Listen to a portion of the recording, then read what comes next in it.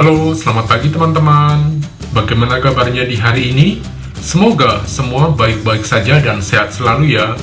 Jangan lupa ya teman-teman untuk selalu menjaga kesehatan, olahraga tiap pagi biar fit.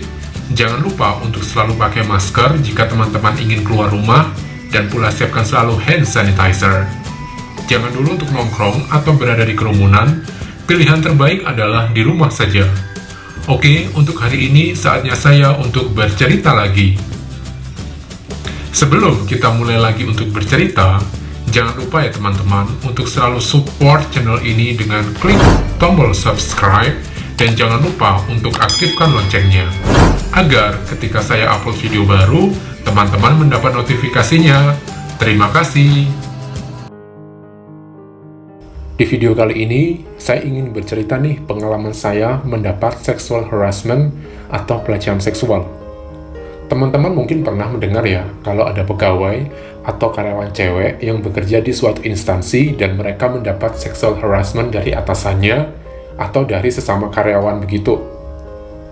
Namun asal teman-teman tahu, sebenarnya sexual harassment itu tidak terjadi pada cewek saja.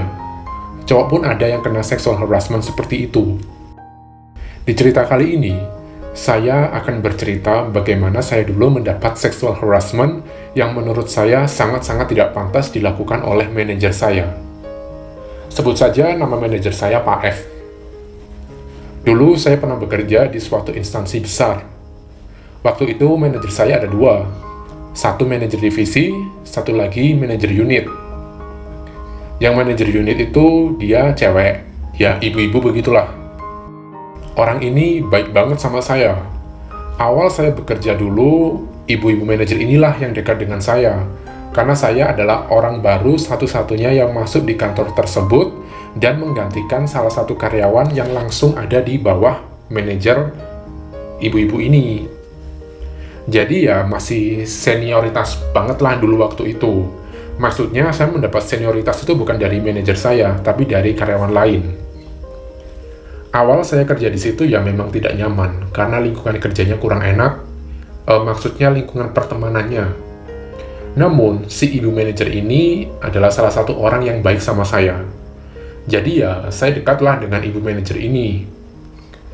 Nah, karena dulu saya masih karyawan baru, dan saya dekat dengan ibu manajer ini, jadi saya tuh seperti dimusuhin gitu loh sama karyawan lain. Mungkin mereka mengira kalau saya ini mata-mata dari ibu manajer ini. Padahal saya ini baru kenal ibu manajer itu ya waktu saya masuk kantor itu. Oke, singkat cerita, setelah 3 bulan lamanya, saya bekerjalah di situ. Akhirnya, adalah nih beberapa orang yang mulai dekat dengan saya. Maksudnya dekat sebagai teman kerja. Karena rata-rata masih jaga jarak sama saya. Dikira saya ini masuk di kantor itu sebagai mata-mata dari si ibu manajer ini. Sampai suatu ketika, saya mulailah sering berkomunikasi dengan manajer divisi saya, si Pak F itu. Pak F itu orangnya sudah berumur. Udah bapak-bapak gitulah, usianya sekitar 35 tahun. Dan kenapa saya jadi sering komunikasi dengan Pak F ini? Dikarenakan si ibu manajerku itu sedang cuti hamil. Nah, namanya cuti hamil kan lama. Jadinya ya saya handle beberapa pekerjaan dari ibu manajerku itu, so saya jadi makin sering nih komunikasi dengan Pak F ini. Awal saya mengenal Pak F ini ya orangnya baik banget teman-teman. Kalau saya sedang kesulitan mengerjakan sesuatu project, dia suka membantu saya. Tenang banget orangnya. Dan sering juga saya tuh lembur sama Pak F di kantor sampai larut malam. Dan Pak F ini juga setiap saya lembur, dia selalu membelikan saya makanan. Saya tidak boleh beli makanan sendiri, selalu dia yang membelikan. Jadi setiap kita lembur berdua tuh, dia itu selalu menyediakan makanan buat saya. Pokoknya orangnya baik banget lah pada saat itu. Oke, sampai di situ akhirnya saya dekatlah sama Pak F. Dekat sebagai pegawai saja. Oh iya, Pak F ini orangnya sudah menikah dan sudah mempunyai anak juga. Dia punya 2 anak, satu laki-laki dan satu perempuan. Entah ya bagaimana hubungan antara Pak F dan istrinya. Pokoknya setiap istrinya ke kantor tuh, saya melihatnya baik-baik saja sih hubungan mereka. Sampai suatu hari, saya lembur lagi nih ceritanya.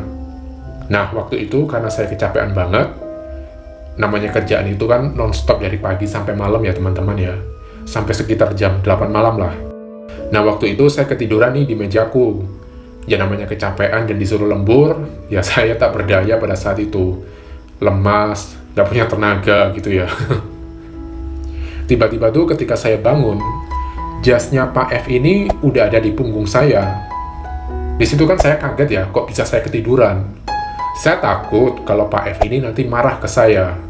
Nah, begitu saya terbangun, saya minta maaf tuh ke Pak F. Jadi Pak F ini duduk di sebelah meja saya sambil mengerjakan pekerjaannya begitulah. Di situ, Pak F tidak marah, dia malah tersenyum-senyum sambil membelai kepala saya dan bilang, "Udah, kalau kamu masih mengantuk, tidur aja dulu."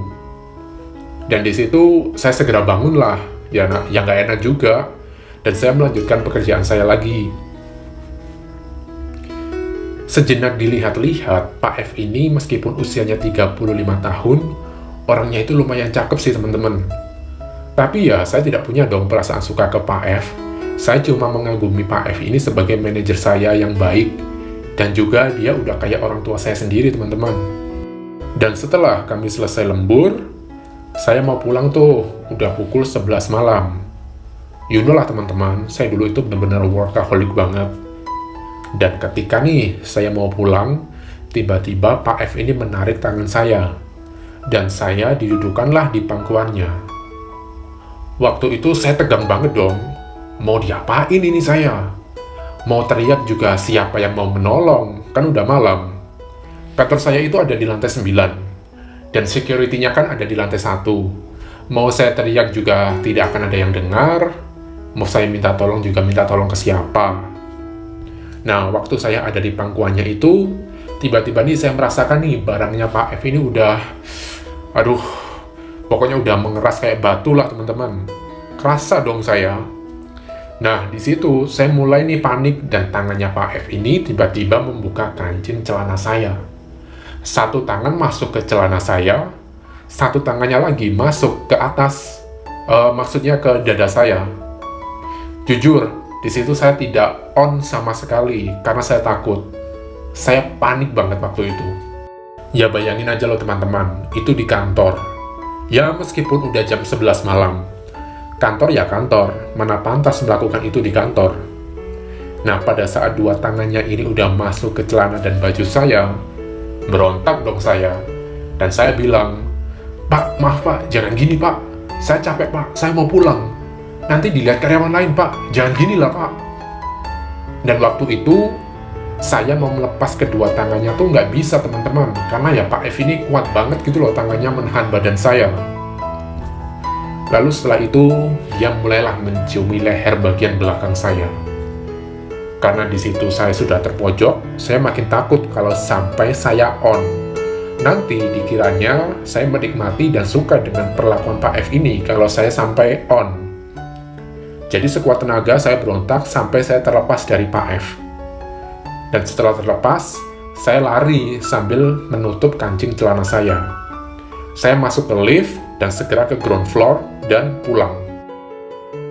Keesokan paginya, saya ke kantor lah seperti biasa. Dan waktu saya naik lift, kebetulan nih, Pak F ini masuk juga di lift. Dan dia menyapa saya, "Pagi David." Dan saya balas senyum sambil membalas sapaannya dong. Namun dia di situ kayak dia nggak punya dosa gitu loh teman-teman. Ya kayak biasa aja. Aku aja ya udah canggung. Dia mah woles aja. Santai banget orangnya. Kayak semalam itu nggak terjadi apa-apa gitu loh teman-teman. Lanjutlah saya kerja. Dan sore harinya, saya mendapat kabar kalau saya harus lembur lagi sama Pak F ini. Di situ saya udah bingung banget. Saya berpikir, apa saya pura-pura sakit aja ya, biar sore itu saya bisa pulang.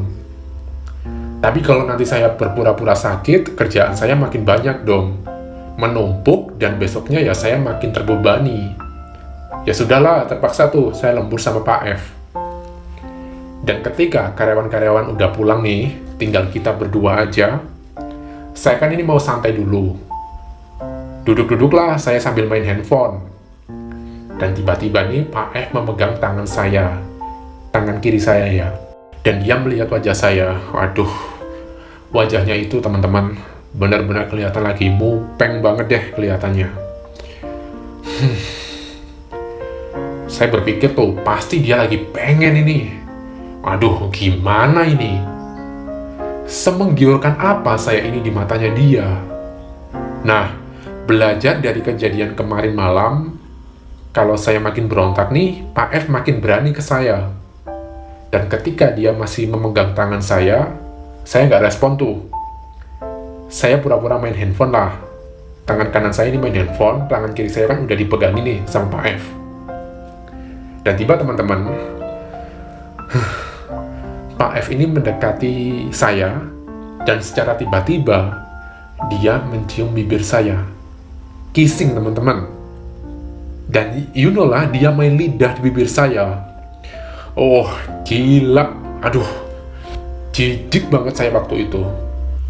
Ya refleks dong, saya langsung memundurkan tempat duduk saya dan saya bilang, kalau saya nggak suka kissing, Pak. Dan dia langsung melepaskan tangan saya. Lalu, malah dia secepat kilat... Maaf teman-teman, ini aku lagi berpikir kejadian itu jadi agak... Oke lah, kita lanjut. Nah, ketika udah tangannya Pak F ini melepaskan tangan saya, tiba-tiba nih dia secepat kilat memegangi tangan saya. Di situ dada saya mulai berdetak kencang banget. Ketakutan lagi lah saya. Dan si Pak F ini mulai menciumi leher saya. Aduh, gila, kenapa saya bisa diginiin lagi? Di situ saya nggak bisa berontak teman-teman. Orang kedua tangan saya dipegang erat sama Pak F ini. Dan lalu, tangan kanannya Pak F ini tiba-tiba nih masuk lagi ke celana saya. Posisi kedua tangan saya masih dipegang sama tangan kirinya Pak F. Jangan berpikir, saya senang digituin teman-teman. Iya, kalau sama pacar saya sendiri. Ini saya digituin sama manajer saya yang sudah berumur, sudah bapak-bapak. Ya oke lah, dia lumayan ganteng. Tapi ya, saya tidak ada rasa suka sedikit pun. Dan begitu kejadian itu berlangsung, cerita selanjutnya nanti saya ceritakan di next video ya teman-teman. Oke, sampai di sini dulu saja cerita kali ini. Semoga di hari ini teman-teman dilancarkan aktivitasnya. And don't forget to be strong, be positive person, keep healthy every day. See you on the next video. Bye-bye teman-teman. I'm Jackson.